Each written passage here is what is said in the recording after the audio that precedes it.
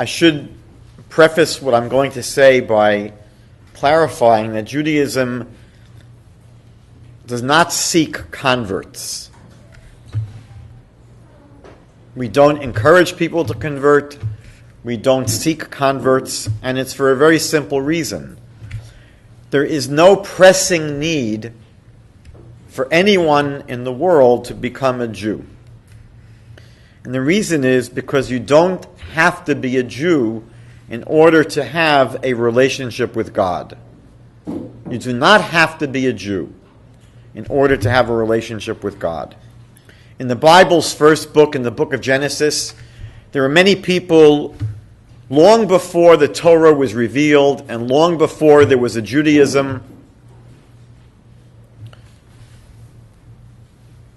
who knew God, who walked with God, and who lived righteous lives.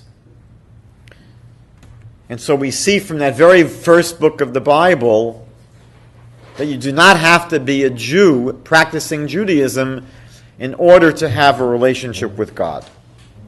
Another place we see this very clearly in the scriptures, in the Bible, is in the famous book of Ruth, the story of Ruth. So we know that what happens in this story is that a Jewish family from the land of Israel, Elimelech and his wife Naomi and their two sons, leave the land of Israel during a famine, and they go to live in the land of Moab. And the two sons marry Moabite woman. One's name is Orpah and one's name is Ruth.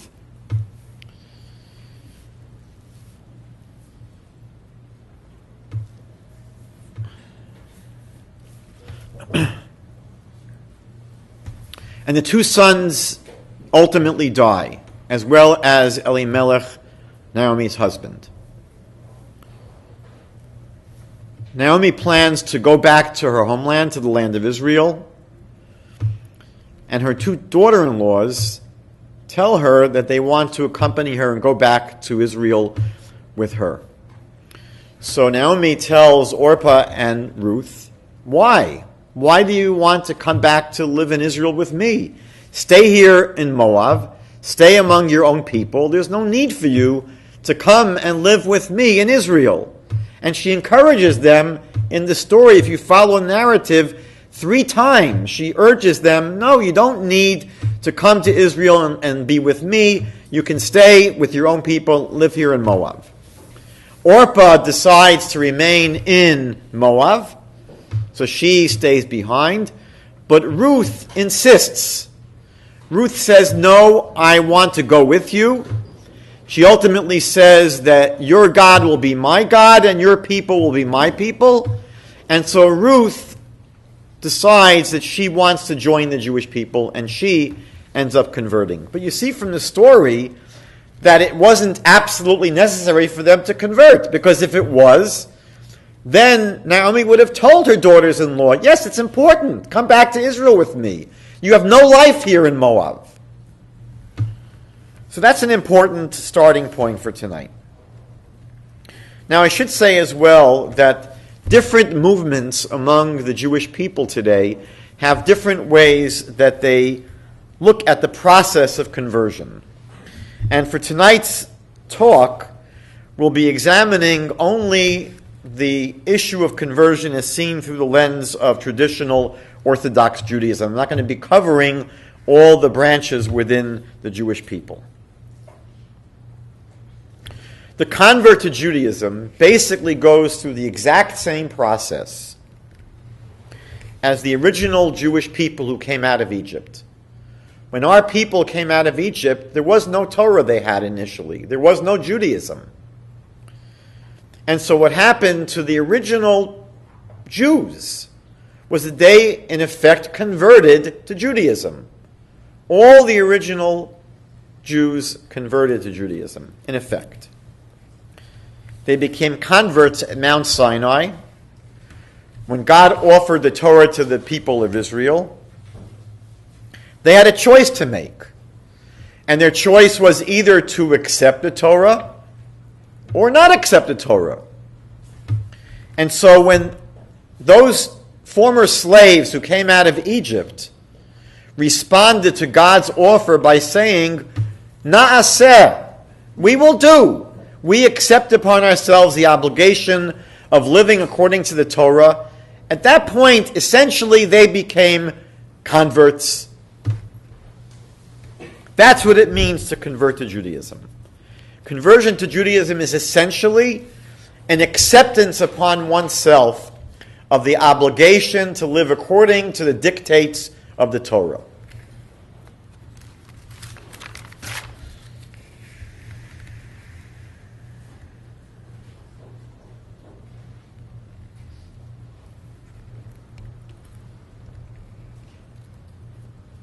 A person cannot convert themselves to Judaism.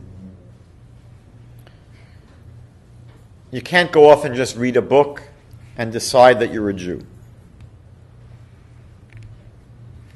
Conversion to Judaism is not a unilateral decision that someone makes.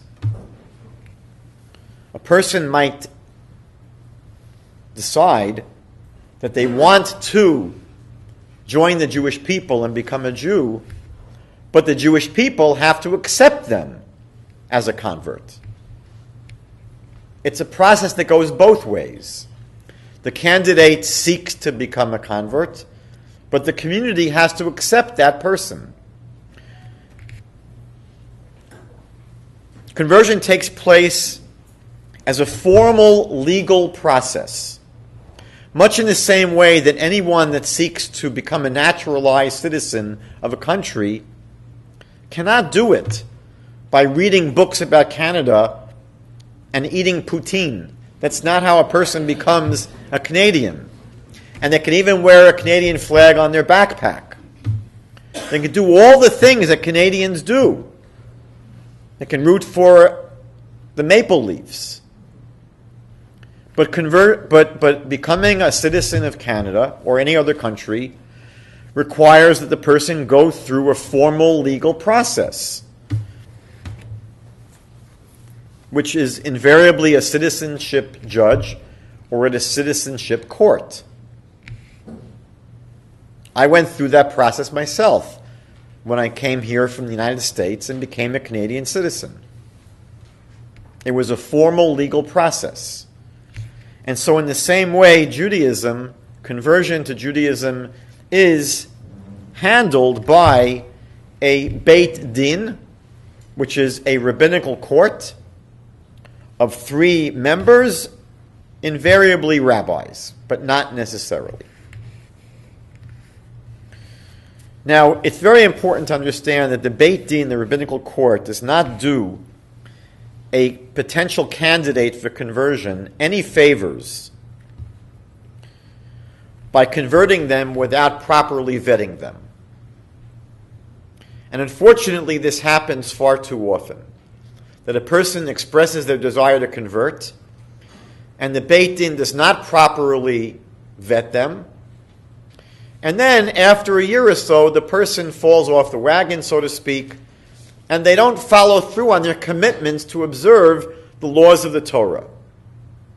Now, the reason the Beit Din is not doing them any favors is that prior to their conversion, they were not Jewish, and they had no obligations to follow the laws of the Torah that were specifically given to Jewish people, such as observing the Sabbath, and the Jewish holidays, and the Jewish dietary laws, and many, many other laws. They were under no such obligation. So at the end of their days, when they were to meet their Maker, the Almighty would not say to this person, "Why didn't you abstain from having shrimp?" For a person that's not Jewish, there's no reason why they shouldn't eat shrimp.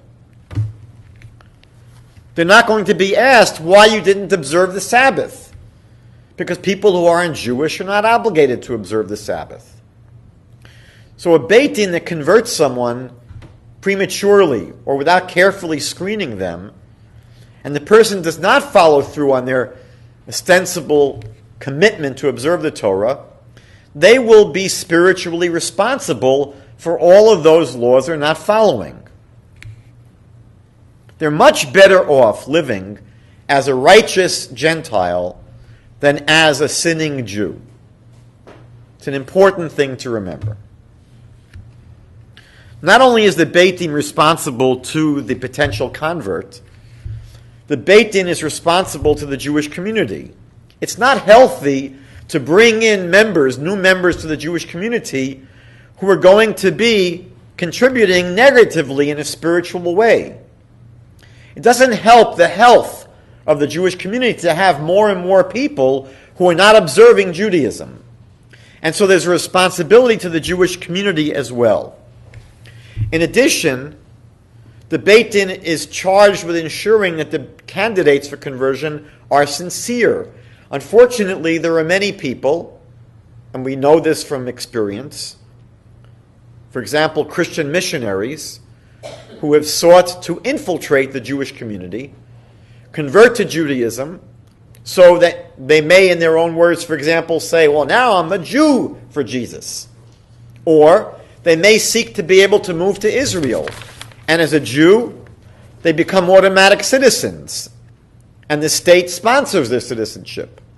So there might be many reasons why people could have insincere reasons for seeking to convert to Judaism. And so the Beit Din has a responsibility to screen people, both out of responsibility to the potential candidate and to the Jewish community.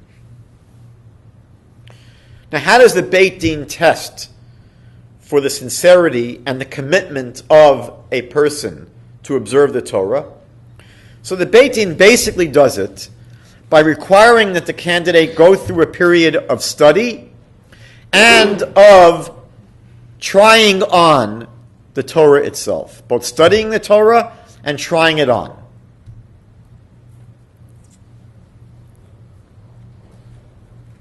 It's important for the candidate to study the Torah because they have to know what they're getting into. They have to know what they're committing themselves to. We don't want to have someone that converts and then discovers a little while later on, oh, you mean that was something that I'm required to do? So we want the person that's converting to basically know more or less exactly what they're committing to. And then we want them to begin observing the Torah, to actually begin observing the Torah, so that the Beit Din is able to test both their knowledge and their sincerity.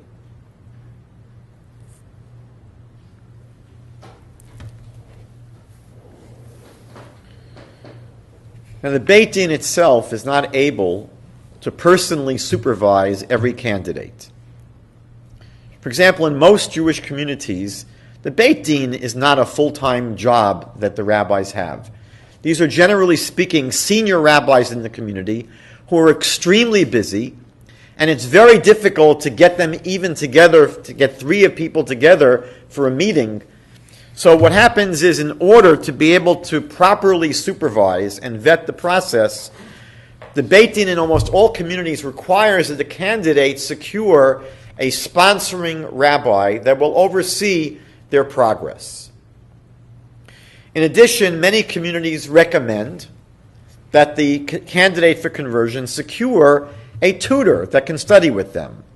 It's probably not going to be an absolute requirement, because a tutor will, generally speaking, charge money, but it's often recommended. And at some point during this process, which takes approximately 2 years, and it can take longer if the Beit Din sees the person is not progressing adequately, but a process will normally take about 2 years, the Beit Din will require at some point that the person relocate to within walking distance of a synagogue if they are not living in proximity to a synagogue when they begin the process. Now, it's important to understand why that is a requirement. Why is it so important that the person live within walking distance to a synagogue? First of all, Judaism requires being part of a community. We don't live as Jews in isolation. You can't just, again, pick up a book in Nunavut, if you're living there, and read all about Judaism, and begin trying to practice Judaism, and think that you can convert. Judaism requires that we become part of a community. As Ruth said, your people are going to be my people. And so the convert is literally marrying into a family. They're joining a family. And so in order to do that For real, it means being with the community. Number two, much of Judaism and much of Jewish practice, it revolves around synagogue. Synagogues are critical both for prayer and for study. And so it's important for the potential convert to have access to a synagogue and to be part of synagogue life. Number three, we learn much about Judaism by practicing it rather than reading about it. For example, a person will learn much more about how to observe Shabbat by being with families that observe Shabbat than by reading articles and books about Sabbath observance. So when a person that is in the process of conversion moves into a Jewish community and becomes attached to a synagogue and gets to know the people of the synagogue and develops relationships with the people in the synagogue, that candidate for conversion will be invited to the homes of the members of that synagogue. They'll be invited to come for Shabbat meals, for holiday meals. And it's at those encounters, those meetings, those experiences where the person that's trying to learn about Judaism really learns about it. And finally, when the person is living in the community, going to classes, developing relationships with rabbis, getting to know members of the community, getting to spend more time with their sponsoring rabbi, the sponsoring rabbi has the ability to properly gauge how they're doing, how they're progressing. Unless the person is living within the community, it's really impossible for anyone to know whether or not they are learning and they're growing. In most procedures, this whole process, which again I said takes about 2 years, the Beit Din will have an initial meeting to first approve the person's candidacy. Not every single person that desires to go through the process of conversion will be accepted. If the rabbis initially feel that someone is mentally unstable or whatever other reasons that present at the initial meeting, the rabbis at that very beginning of the process may not accept 100% of seekers as a candidate. Most people will be accepted if they appear to be somewhat normal and sincere. During the 2-year process, again I'm saying 2 years approximately, the Beit Din will often meet with the candidate several times just to monitor their progress. And then at the end of the process, when the candidate feels they are ready and their tutor and or sponsoring rabbi feels that they're ready, they'll conclude the process.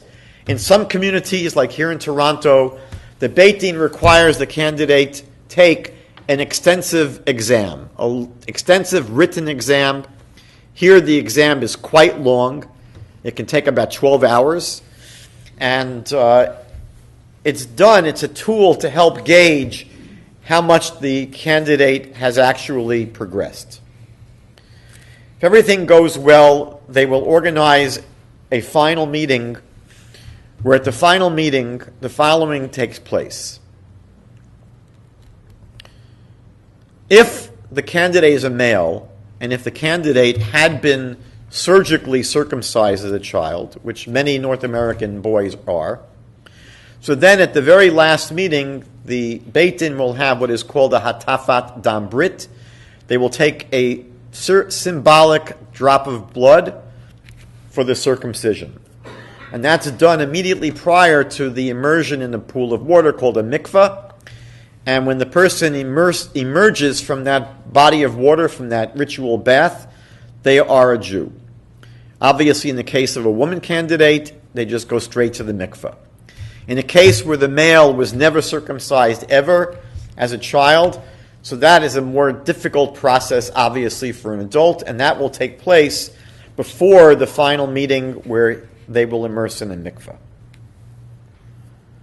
Most Beit Dins have an administrative fee for this entire process, which ranges approximately between $600 and $1,800 for the whole process, depending upon the city. And I'll just share one final thought, and this is a question that I often receive from people. They ask the question, why do the rabbis make it so difficult to convert? And the answer, I believe, is very simple. The rabbis don't make it so difficult to convert. The rabbis do not expect anything of a potential convert that other Jews are expected to do. The potential convert is not asked to perform any mitzvot, to observe any commandments that other Jews are not observing or committed to. So again, the process of conversion is simply a person who decides and seeks to accept upon themselves the observance of the Torah. That is the central definition of conversion. The rabbis, the Beit Din, the community is tasked with gauging whether the person is sincere, and they feel, to the best of their estimation, the person will follow through on their commitments. And that's why the process essentially involves a period of study and of practice, to the point where the Beit Din is able to feel confident that the person will follow through on their commitment to observe the Torah.